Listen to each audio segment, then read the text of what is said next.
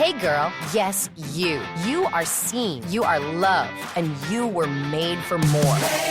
Created especially for teen girls, chart-topping Christian artist Ann Wilson invites you to her 40-day devotional, Hey Girl, through honest stories, scripture, and journal prompts. Ann talks about real struggles, comparison, insecurity, doubt, and faith, reminding you that God is always near and fighting for you. Hey Girl, from K-Love Books. Get your copy today at klove.com/books. Welcome to Timeless Wisdom with Dennis Prager. Hear thousands of hours of Dennis's lectures, courses, and classic radio programs. And to purchase Dennis Prager's Rational Bibles, go to DennisPrager.com.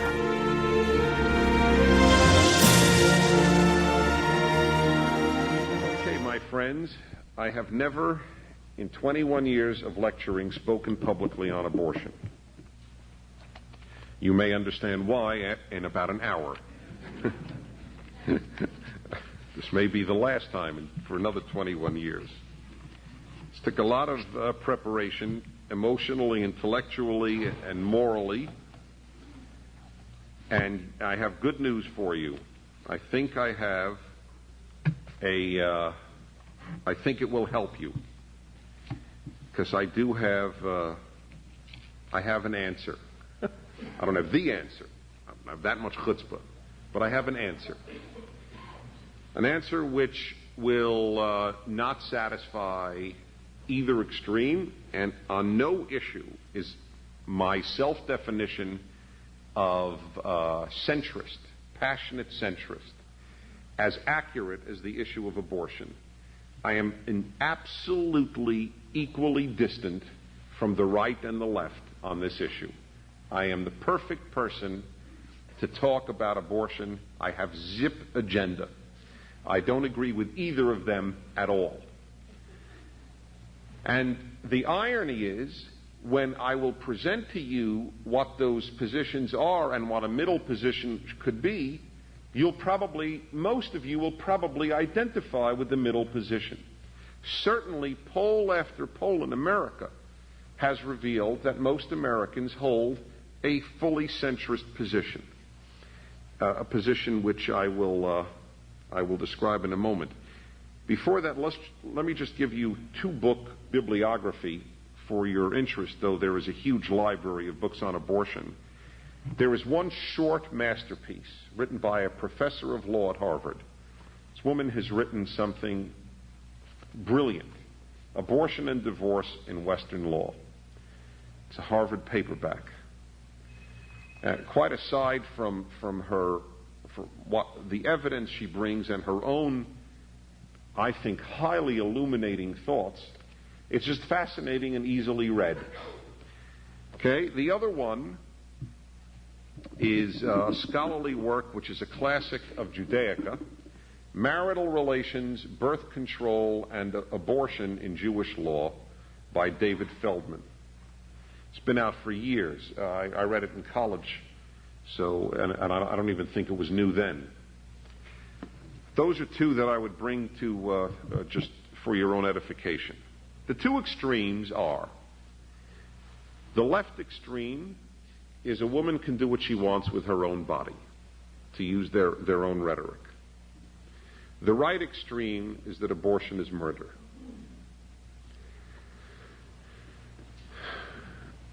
The reason that the left one I characterize as an extreme is because it reduces the fetus to a worthless piece of appendage to a woman. The statement a woman can do what she wants with her own body, which legally is a fact. A woman can, after all, mutilate herself. She can cut her fingers off. There is no law against a woman cutting her fingers off or tattooing her body, to give a more innocuous example. In and of itself, a woman certainly can do what she wants with her own body. The question is this her own body the same way a decayed tooth is her body?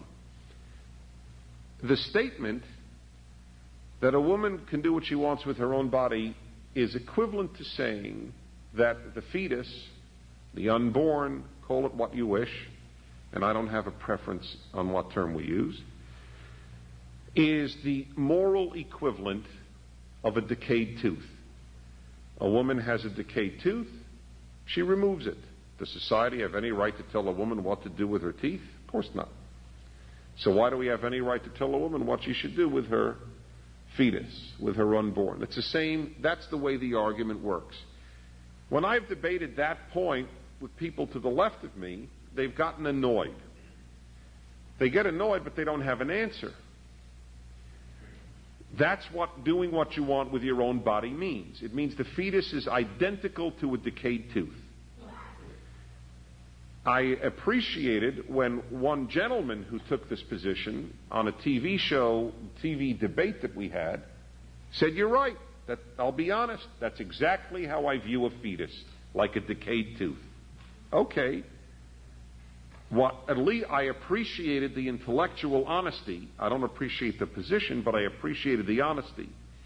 What I don't appreciate is someone who says a woman can do what she wants with her own body, then you tell the person what that means, and they say, "No, I don't look at it that way," but then don't use that rhetoric.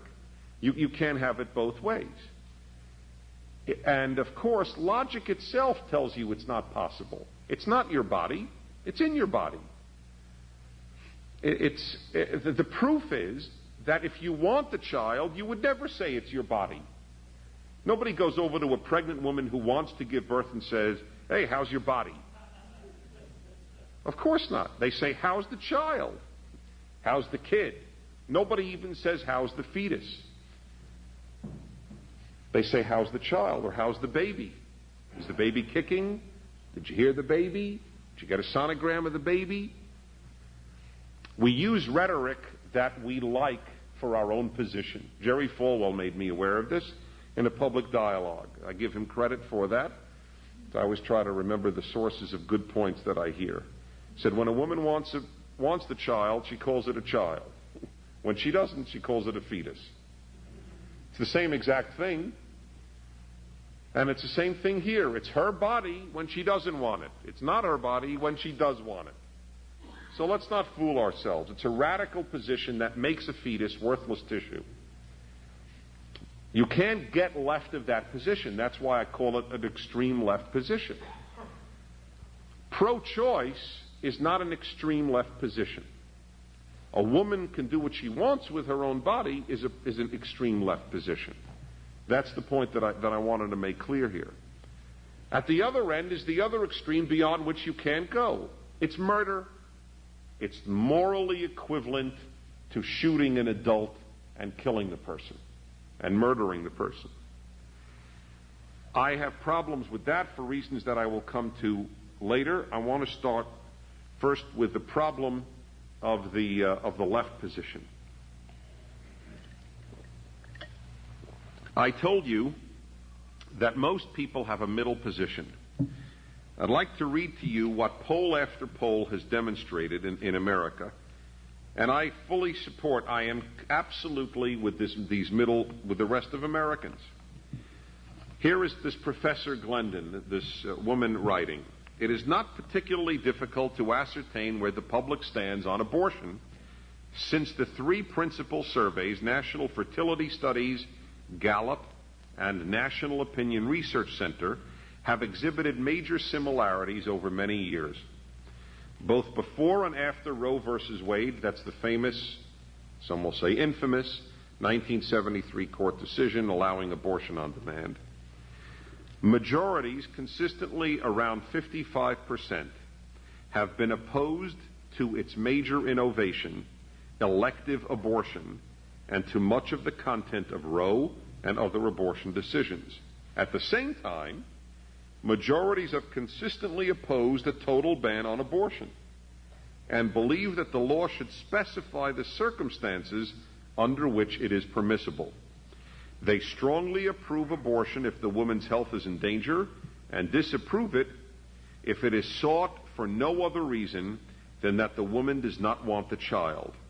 Majorities, women more than men, disapprove of abortion after the first trimester. Majorities believe that human life begins before birth, with men more likely to see life beginning later than women do. which is going to be a very important part here, which when I talk about whether or not it's a women's issue. One other point with regard to the public.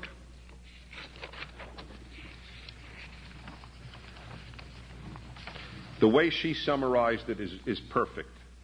Although they want abortion to be legally available in some circumstances, this is most people she's speaking about, they do not wish for themselves or want to confer upon others a fundamental right to dispose of developing life.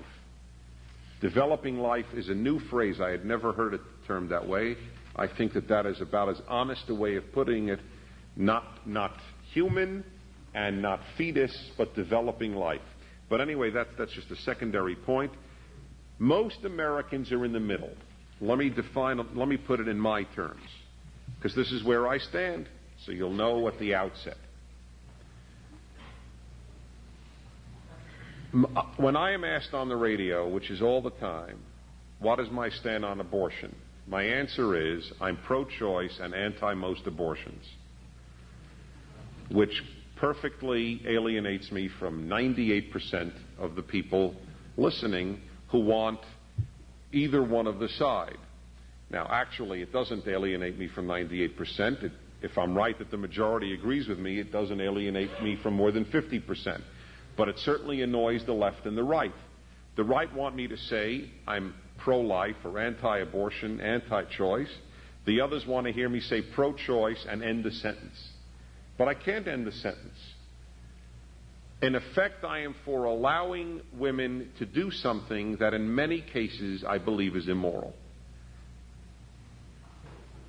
That has been my position for years. It's crystallized through what has become clear to me through this research for this course is that there's a solution. I've always known the dilemma that I want the middle of the road done, but how do you do the middle of the road? And if I'd have only known this earlier, I would have been way ahead of the game. And unfortunately, I didn't. I should have read this book 10 years ago. In Europe, they have a good answer. Ladies and gentlemen, I learned, which I've either been inordinately ignorant, or if not, I am shocked at how we in America, including people like me who are very well informed, have been so uninformed about the European solution to this very dilemma. No, it is absolutely remarkable to me. After all, my friends, I don't think anybody here could argue that the United States is less socially conscious than West Germany, Belgium, Denmark, Sweden. If anything, it's Western European countries, especially the northern countries, that Americans look to for social legislation that's called progressive. Now, let me tell you something. The United States, Roe versus Wade, and since, has been by far the most radical in terms of abortion rights in the world. There is nothing close to Roe v. Wade in the world. The United States is alone in the way it treats the issue of abortion. The radical way in which it terms the entire debate, that it is a woman doing what she wants with her own body, that it is a matter of privacy, that it is a matter of rights to abortion, those three most common statements are unique to America. The debate is never phrased that way, let alone solved that way, in Western Europe. Why America is alone, I'm going to deal with. Why has it happened that way? But that's a secondary issue to the fact that you should know this, that we are alone, that there are different solutions that are much better. We don't have a solution. We have gone to one extreme. You want it? Get it. Now, what have they done? What has Europe done? France offers a model that I'd like to read to you about.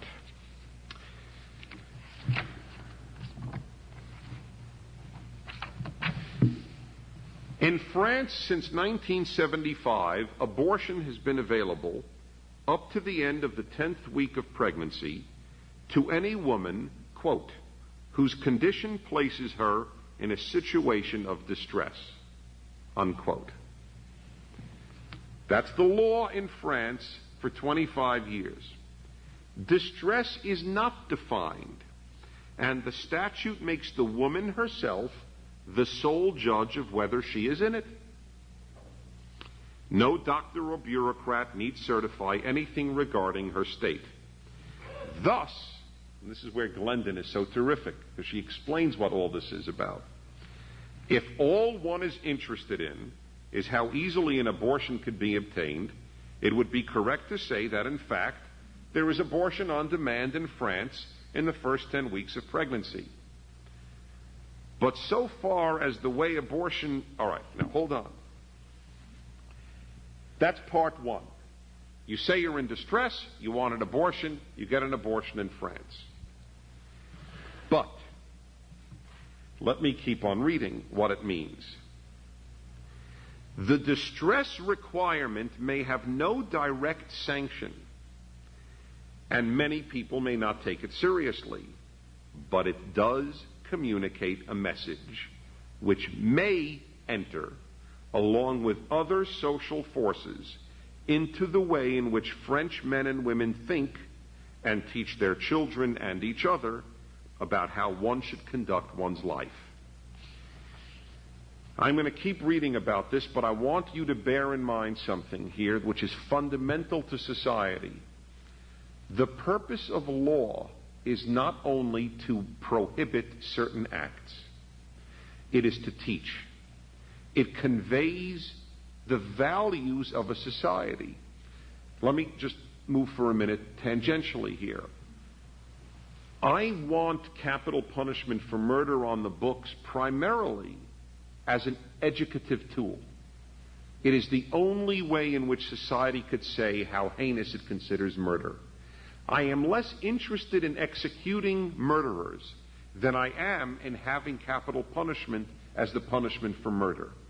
Because punishment is the only way in which society can say what it thinks about something. There is no other way. The only other way that could exist is where you have wording in laws that allow something but seem to circumscribe it. Now, this is, in other words, punishment teaches and allowance teaches. Allowance teaches, though, usually that something's okay. But if you phrase it within circumscribed boundaries, you're saying you can do it, but. What America doesn't have is a but. That's the difference between America and Europe in a nutshell. But I'm not going to give you just a nutshell. I'm going to continue. Another statement of principle in the French law is set forth in a later section of the law. Quote, the voluntary termination of pregnancy must under no circumstances constitute a means of birth control. That's the law. That's the statute of France. To this end, continuing the statute, the government shall take all the measures necessary to promote information on birth control on as wide a scale as possible. While making, now it's Glendon speaking, while making abortion available in this case, the statute mandates several procedures designed to make the pregnant woman aware of and able to choose alternatives to abortion. It is part of French law that she be made aware of alternatives to abortion. First, the physician who receives the woman's initial request for termination of her pregnancy must furnish her with a brochure supplied by the government informing her that the law limits abortion to cases of distress. Now, of course, you understand the beauty of that. If she says, well, okay, I meet those criteria. I'm in distress. Fine. Remember, she is the only one to determine if she's in distress. but we've given her a government brochure to tell her that it's got to be only if you're in distress. It's purely, totally educative. The brochure must contain information about the public benefits and programs that are guaranteed to mothers and children, and about the possibilities of adoption, as well as provide a list of organizations capable of giving assistance. That's all in the brochure that by French law must be given to a woman by her doctor. He is contravening French law if he does not give it to her.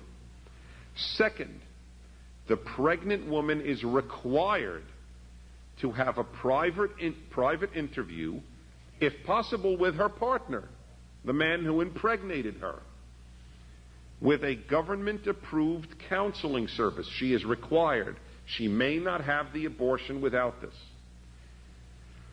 which in principle is not to be located in any facility where abortions are performed. Do you see what they're trying to do? Isn't it clear? It was brilliant what they worked out here, though this would offend now beyond anything imaginable. National Organization for Women. This consultation, according to the statute, is supposed to furnish the woman with assistance and advice, quote, especially with a view toward enabling her to keep her child. Third, at least 1 week must elapse from the time of her initial request for an abortion, and at least 2 days from the time of the mandatory consultation before the abortion can be performed. After 10 weeks, the law in France permits only therapeutic abortions. The legislation as a whole, writes Glendon, is pervaded by compassion for pregnant women, by concern for fetal life, which we do not have. There is no concern for fetal life in Roe versus Wade, and by expression of the commitment of society as a whole to help minimize occasions for tragic choices between them. See, that's what in Europe they're mature enough to understand. Abortion presents a tragic choice. We should be mature enough to understand that. Of course the woman has a case. There's no humane human being can deny that. But there is a case to be made on behalf of society and fetal life too, or developing life as she puts it. But if you say a woman can do what she wants with her own body, you immediately dismiss the possibility that there is tension. There's no tragic choice. Does my decayed tooth have any demands that it can make on society? Of course not. This commitment is carried out by provision of birth control assistance and by comparatively generous financial support for married as well as unwed mothers. Contrary to what one constantly hears from both sides of the abortion controversy in the United States, a divided society can compromise successfully on the abortion issue. It's happened in every European country, only we stand alone, as it were. Listen to now the contrast with America. In contrast to the current American legal situation, it is worth noting that the French statute names the underlying problem as one involving human life, not as a conflict involving a woman's individual liberty or privacy and a non-person. Folks, these are the most important things I'll say today. Are they clear? The whole debate is framed differently in Europe. Here it is purely a matter of her rights, her privacy, her body. There it is that plus the issue of another side. There is no other side, just as there is no other side to the right wing. It's murder. Don't tell me if you're raped. Don't tell me if it's incest. Don't tell me if it's got a terrible disease. It's murder. You can't murder a human being. If one of you is the product of rape, can I murder you? Of course not. That's why to a consistent pro-lifer, it's irrelevant if the woman was raped. It's no more relevant if she was raped with regard to abortion than if she was raped with regard to you, if you are the product of a rape. If you're a full human being, what the hell is the difference how you were conceived? What matters is you're a human. There is no other side to the right. There is no other side to the left. That's called extremism. That's the definition of it. When you are 100% right, there is no competing value whatsoever. All good values are in your corner. There is no competition. It's called extremism. But everyone in this room knows of rightist extremism, but we never talk about left extremism. But it's pretty bizarre. You can't only have one extreme. It doesn't make sense. Just logically, it doesn't make sense. And in fact, it doesn't either. In 1983, the U.S. Supreme Court, in the Akron case, invalidated a city ordinance which contained a number of provisions similar to those in the 1975 French law, including an informed consent provision. That's what they have to do in France and Europe, informed consent. You want an abortion? We'll allow it. But we want you to know the options available to you. Struck down by the U.S. Supreme Court in the name of liberalism. That is the liberal view on abortion. You can't even require a woman to know there are options, even when you let her do it and it's only her choice. It struck down in the 83 case where it included an informed consent provision and a mandatory 24-hour waiting period between the execution of the patient's consent form and the abortion procedure. Justice Powell correctly observed that much of the information required by the city of Akron, Ohio, was, quote, designed not to inform the woman's consent, but rather to persuade her to withhold it altogether. True, but that's what they want to do in France. Of course, obviously, it's not neutral. The decision is neutral, but the information, yes, it's given with the hope that you won't do it.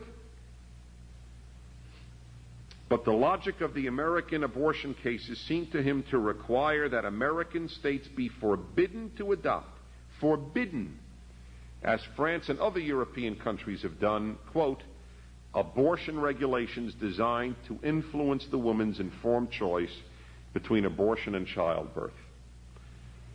A closely divided Supreme Court reaffirmed this position in 1986, holding unconstitutional the provisions of a Pennsylvania statute that would have required a pregnant woman at least 24 hours before consenting to an abortion to be informed about the availability of medical assistance and child support, and of the fact that printed materials describing the fetus and listing agencies ready to help with alternatives to abortion were available for her inspection.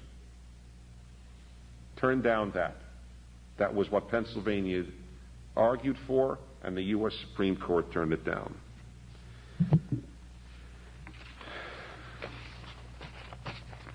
Let me tell you of another difference between Europe and us.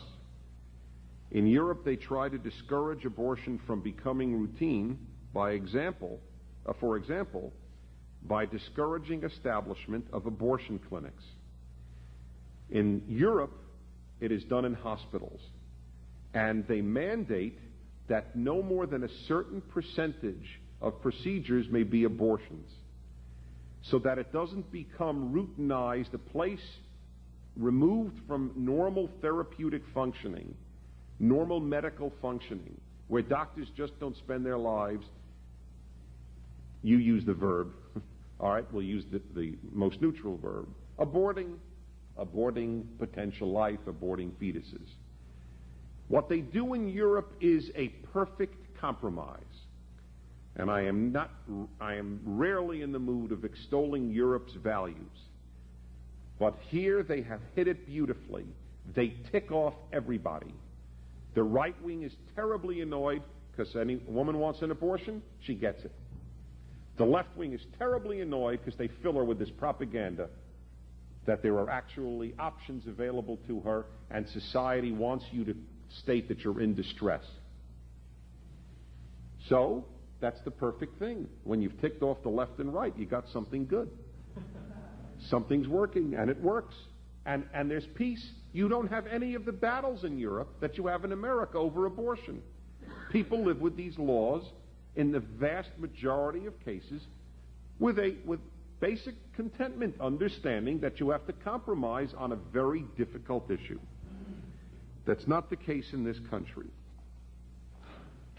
Let me just cite to you German law. According to the German Constitution on this issue, quote, the false impression must be avoided that termination of pregnancy involves the same social significance as, say, a trip to the physician for the purpose of healing an illness. That is the way German law would put it. That's the intent there. It's not the same. An abortion is not the same as going to your doctor for a flu shot. It's different. Now, there is one other thing to be mentioned, and then I want to deal with what is really the issue in America for the left, and that is viability. Abortion without the need for any reason, that's what we have in the U.S. and 5 European countries. This is the most liberal way of asking for abortion. I don't need to give you a reason. I say I'm in distress, and in America I don't have to say anything. I could say I'm planning a trip to Europe and this is an unsuitable pregnancy, which is exactly what the OBGYN who delivered my son said to me when I asked him about this when we first met. This is a Beverly Hills obstetrician, and I asked him, how many of the women who come to you who are pregnant seek an abortion? He said 50%. I said, of them, what percentage is married? He said 50%. So I said, in other words, 1 out of every 4 pregnant women who comes to you is married and affluent and wants an abortion. I said, that's right.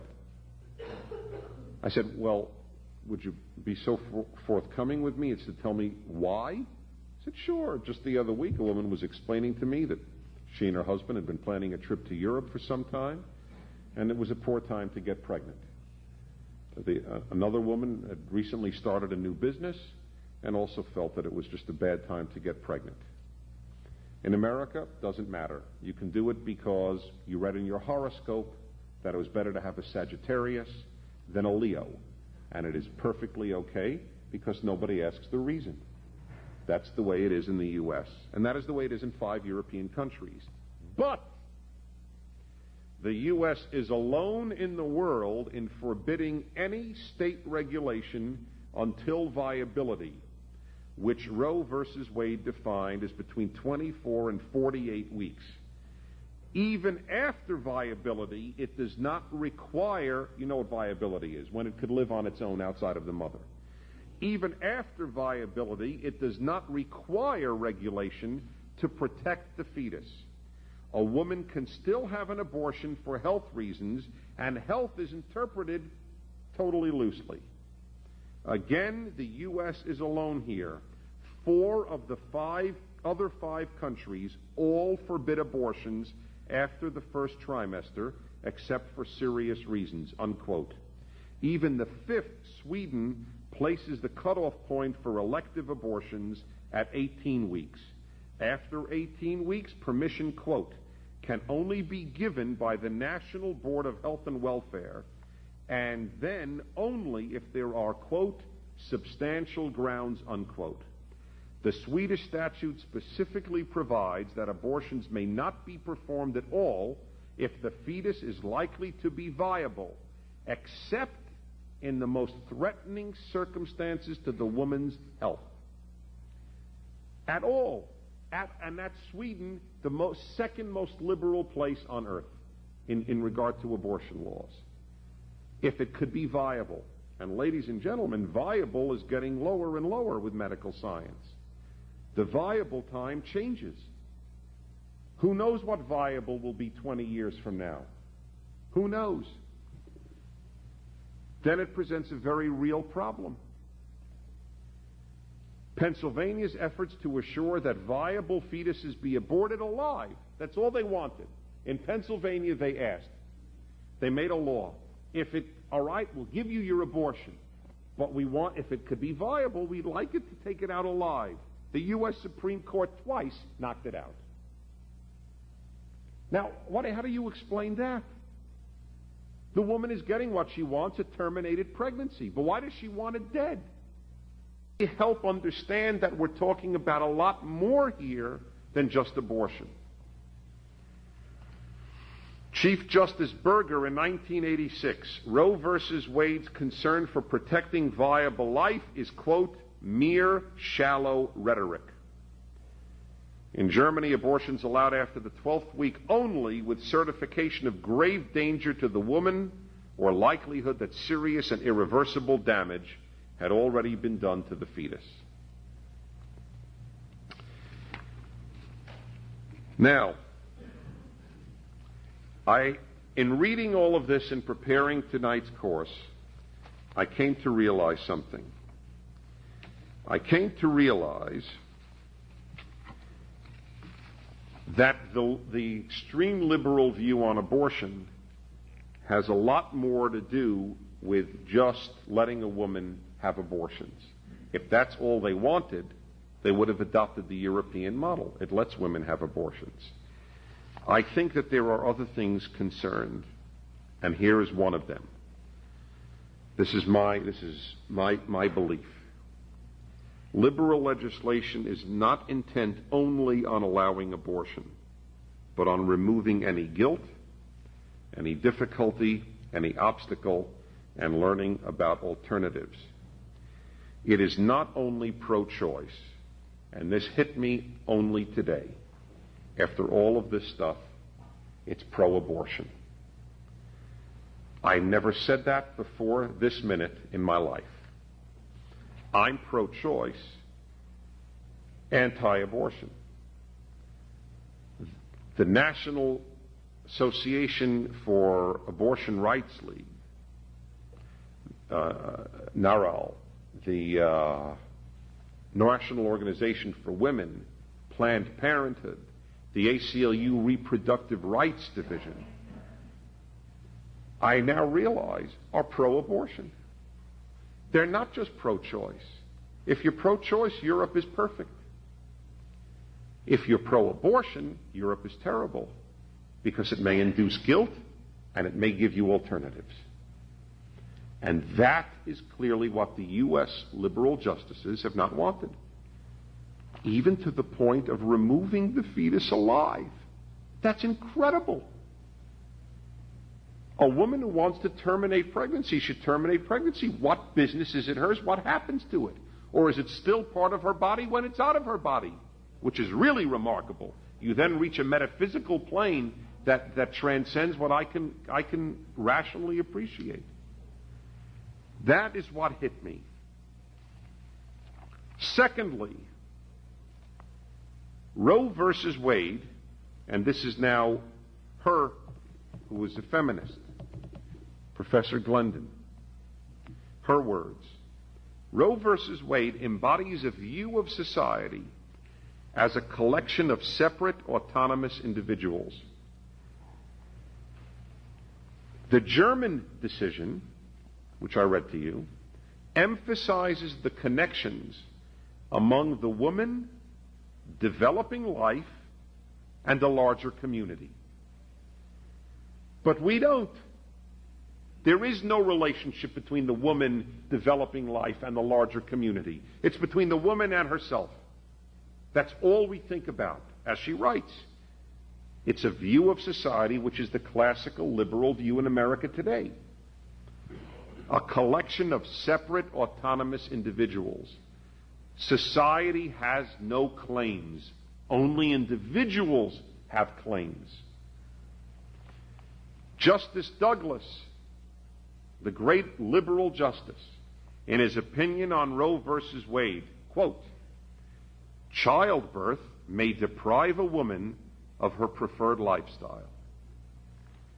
That is terminology you would never hear from a justice in Sweden, Finland, Norway, Denmark, Germany, France, anywhere in the most enlightened places we compare ourselves to,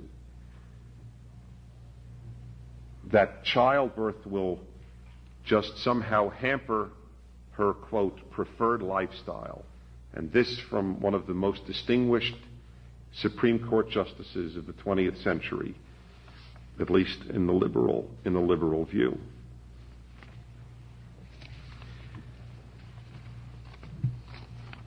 The pro-choice liberal notion is that society does not really exist.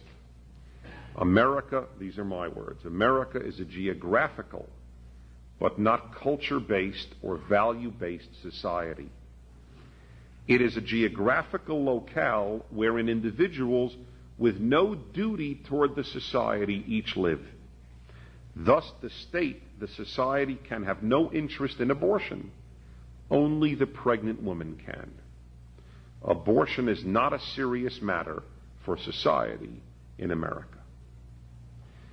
Those are what underlie the reasonings, I believe, in the liberal extreme position, which is not merely pro-choice, but in effect anti any alternative to choosing abortion. It is frequently couched as a woman's rights issue. I thought so till I did the research. It's a lie. I'll give you 3 reasons, and this is as new to me, practically as new to me as it is to you. I didn't know these things. I thank you for taking this class to force me to coalesce thinking on this issue. My eyes have been opened like no other area I recall in the last 5 years on one given issue. I too thought, well, look, it's a women's issue. I mean, it's always shown as a women's issue. Let me give you 3 reasons why it's not a women's issue. First, by definition, it is a woman's issue only to those who ascribe absolutely no value to the fetus, absolutely no value to societal interest in preserving developing life, and absolutely no value to the father's role in conceiving the fetus. It's only a women's issue if you accept the original argument that it's only the woman who matters. That's why I feel like I want to kick myself. I fell into the trap of tautology. It's a woman's issue only if you say that only the woman matters. The moment you say it matters a little bit, just a teensy, eensy, beensy bit, that was for my son, because he's falling asleep. I wanted him to get the teensy, eensy bit. If the fetus matters just 1%, it is only 99% a woman's issue. If society matters just 1%, it's down to 98% a woman's issue. If the conceiving father matters 1%, it's down to 97%. That's why nothing else can ever matter. And that is why radical feminists are so strong on the issue.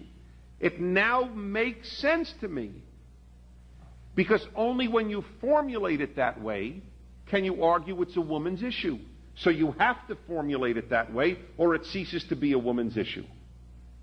The moment you allow that there are competing tensions, moral values, that it isn't only the woman involved, it ceases to be a woman's issue. It is partially a woman's issue. Second, which I knew the whole time, but it's not happened with you. You know something, but it never falls into place. More women than men oppose abortion in the United States. That's always been that way. It'll probably always be that way. More women than men approve the German government's decision of some limitations on abortion. The strongest supporters of abortion prior to Roe versus Wade were affluent white men. According to demographer Judith Blake, she explains why it was affluent white men who were the vanguard of pro-abortion rights. This is because abortion frees men from any responsibility for the child. I had never thought of that. That's a woman's issue. That, it would strike me, would concern women. Where is men's responsibility for conceiving this? No way. The men who conceive it have a vested interest. And who is doing this the most? Who would get saddled the most? Affluent white men. You can come to them for paternity suits. So of course they were the most passionately feminist. No skin off their back. It's like Playboy always gives to feminist foundations. The leader in making women into sex objects then gives part of the profits to feminist organizations. Of course. Carol Gilligan, one of the leading feminist thinkers in America, who's also at Harvard. You should read her book, In a Different Voice. It's what it's called. She explains the different way women see the world. It is truly a magnum opus. In a Different Voice, Carol Gilligan. Many of the women in her chapter on abortion, quote, stated that one of the reasons they were seeking abortions was because the men in their lives were unwilling to give them moral and material support in continuing with pregnancy and childbirth. Third, Roe, this is now Professor Mary Ann Glendon. It's so intelligent, I just have the greatest respect for her. Roe versus Wade, with its emphasis on the separateness, the rights, and the self-determination of individual women, looks like a very masculine decision. While the West German Constitutional Court's opinion, with its emphasis on responsibility for others and on the social bonds of the community as well as individual rights, seems more reflective of feminine values. And women instinctively have that sense. And instinctively their gut is, which has a sense of bonding, is going to oppose abortion on demand more than men do, who think more autonomously. What's good for me? What are my rights? I don't care about bonding. I care about my rights. Those are three reasons, I think rather powerful ones, why it's not a women's issue. It's framed that way to get more support. Of course it will be. It's because a woman then feels disloyal to her gender. And men are cowed into submission lest they look like sexists. That's another reason I am convinced that men jump on the bandwagon. The last thing a man wants to be called, especially upper middle class white males, is sexist. And what does it cost them? Yeah, hey, I'm for abortion. I love women. I'm for abortion. We make them pregnant, and then we're for it.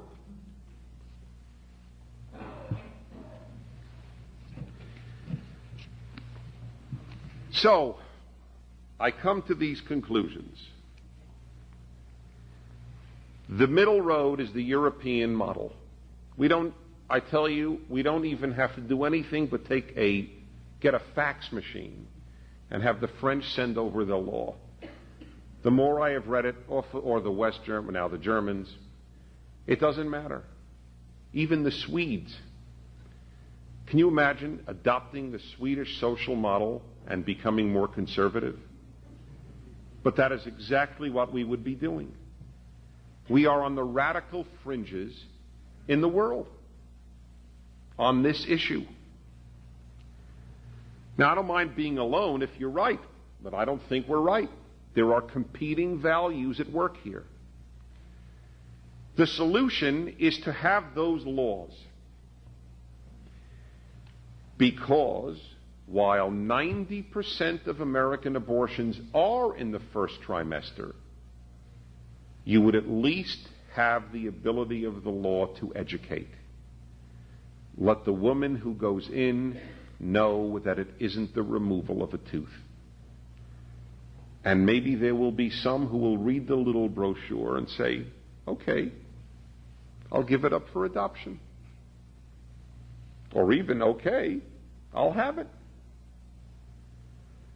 Now, that involves society taking care of the woman and the child afterwards. Here the left has very valid arguments.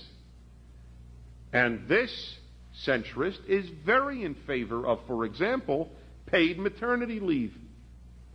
Absolutely. If we're going to tell women don't abort, we got to help them out. Of course that's true. That is part of it. Now, you run into a severe problem that Sweden, France, Germany don't have with the inner city abortion, inner city births, wherein you have people who can't take care of kids and who, if you support, will have more kids who have no fathers. That's a problem. That's a serious problem, which is beyond the purview of this session. And I recognize it. I don't want to make it sound like I have a panacea. But it is to say that in principle, of course, we have an obligation as a society to the woman that we're asking not to abort, while perfectly giving her the right to. And I remain as I was before, pro your choice, even if I don't like the choice you will make in many instances. Now, why is the right wrong? The right argument is that it's murder, and it is overwhelmingly held by religious Christians. The reason is that in Catholicism and among fundamentalist Protestants, it is held to be murder. Or at least it is among Catholics, and I guess among some fundamentalist Protestants. Well, not I guess. It is. Here I have a problem on two grounds. One is theological and one is logical. Let me start with the logical. And any of you who've heard me debate this issue with right-wing Christians who've called my show have heard what I have done. Say, do you really believe it's murder, or do you use the term to make people realize how bad you think it is? And they usually say, I really believe it's murder. So then I say, you mean that literally? Before I ask you the next question, I got to know, do you really mean it literally? Or do you use it as hyperbole for dramatic effect? No, it's literal. It's a life, Dennis. There's no difference. So big deal, it's in the womb. Okay, I say, then let me ask you something. Should doctors who perform abortions be executed? I'm for capital punishment. If you're for capital punishment, you must hold that these are mass murderers equivalent to Eichmann, personally murdering tens of thousands of people. You believe that? You believe they're Eichmann? You believe they deserve to be, or you don't believe in capital punishment, in prison for the rest of their lives with the key thrown away for aborting? And there's a lot of hemming and hawing. I'm told sometimes, well, they don't realize how bad it is. I said, neither did Eichmann. Thought Jews were subhuman. He slept at night, took care of his kids. And then there's a little discomfort there. Are they mass murderers is one of the questions I ask them.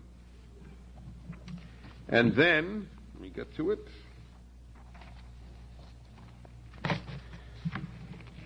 Should they be given these sentences of death or life imprisonment? And then I tell them why I draw a distinction between murder and abortion. And here it gets to the heart of a very important matter. From my perspective, as a person and as a Jew, the moral issue is not what happened to the fetus. It's what did we do.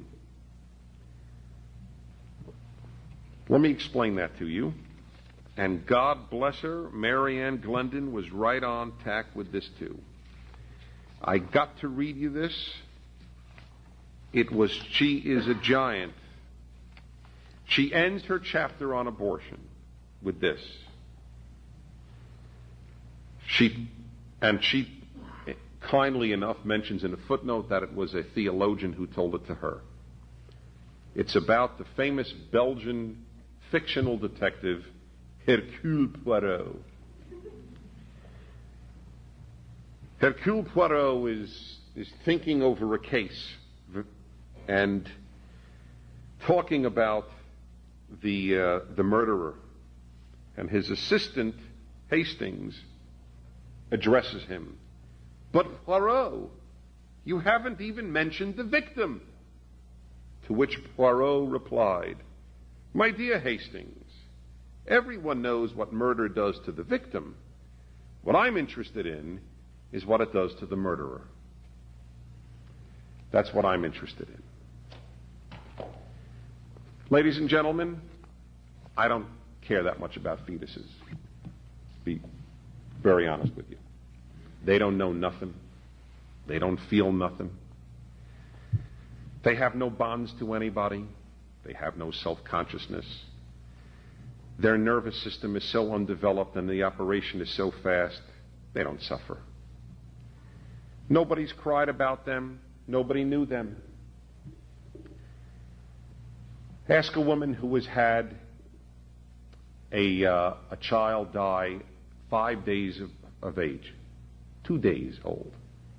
And ask a woman who has had, what's it called? No, not a stillbirth. That's when it's born. Miscarriage, which I have in my own home experienced. There's no comparison. Any woman who would walk around with a miscarriage lamenting that child for years is sick. Is sick. I will state it categorically. Any husband who did is beyond sick. Need of emergency treatment. But they will do it for a 2-day-old child till they die. It's developing life which has no emotions. We have no bonds with it. No one is suffering. My concern in abortion is Poirot's concern in this case. What does it do to us to kill millions of would-be children? Not what did it do to them. I don't lose sleep over them even when I see the pictures. And they're gross. And they're emotionally riveting. What does it do to us? What does it say about us? That we could say, big deal, I forgot the condom. Which is what the vast majority of abortions are about. Not to mention the affluent ones of, we're going to Europe. That's what I'm worried about. It's not murder. Nobody's murdered. Unless you say it's a full life. If it's a full life, that's a theological belief. It's not a logical belief. And for theology, we have to turn to our own traditions. I honor those of Christians who believe that. It's not mine. And since we both share the same Bible, at least in what Christians call the Old Testament, and to us is the Hebrew Bible, I will conclude by telling you what it says, and you'll make up your own mind whether you think that the Bible says that abortion is murder. It's listed only once in the Bible, Exodus 21, verse 22.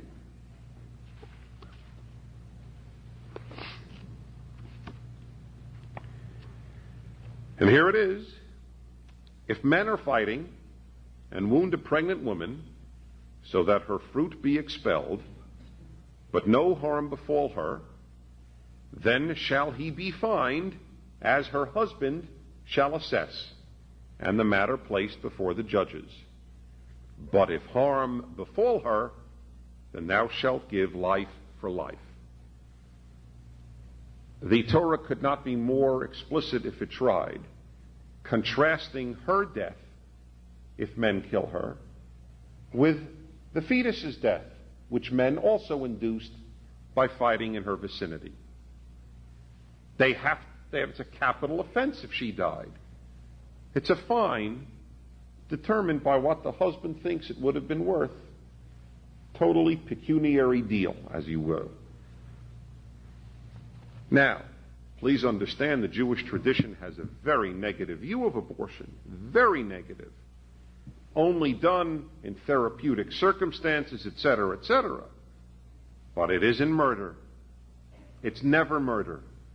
And as the rabbis say in the case of rape, how can we force a daughter to Israel to bring forth what was forced down her? There, she and she alone is what matters, because it's not a whole life. I'm told by Christians who debate with me that it says in Jeremiah, I knew you when you were in your mother's womb. Of course, God knows you at any point. So, what does that mean? God knew whatever you were. That's why God is God. No human being ever says that in the Bible. I knew you before you were born. You were quite a fetus. Very cute little fetus there.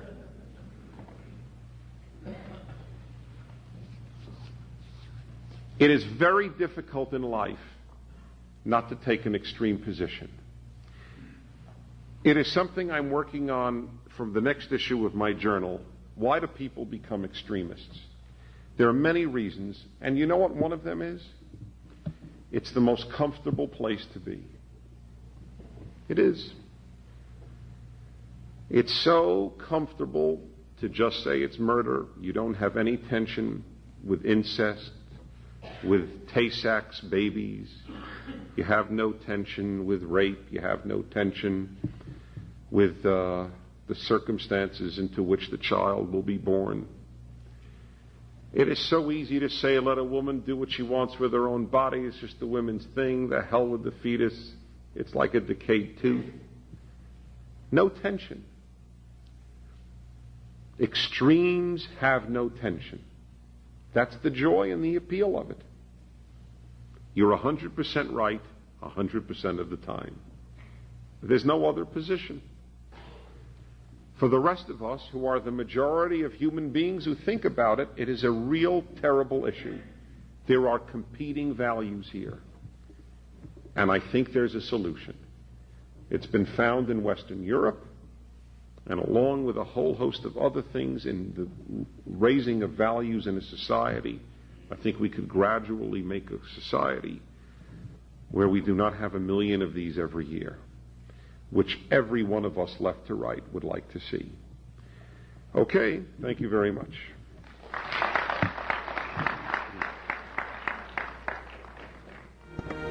This has been Timeless Wisdom with Dennis Prager. Visit DennisPrager.com for thousands of hours of Dennis's lectures, courses, and classic radio programs, and to purchase Dennis Prager's Rational Bibles. Hey girl, yes, you. You are seen, you are loved, and you were made for more. Created especially for teen girls, chart-topping Christian artist Ann Wilson invites you to her 40-day devotional, Hey Girl, through honest stories, scripture, and journal prompts. Ann talks about real struggles, comparison, insecurity, doubt, and faith, reminding you that God is always near and fighting for you. Hey Girl, from K-Love Books. Get your copy today at klove.com/books.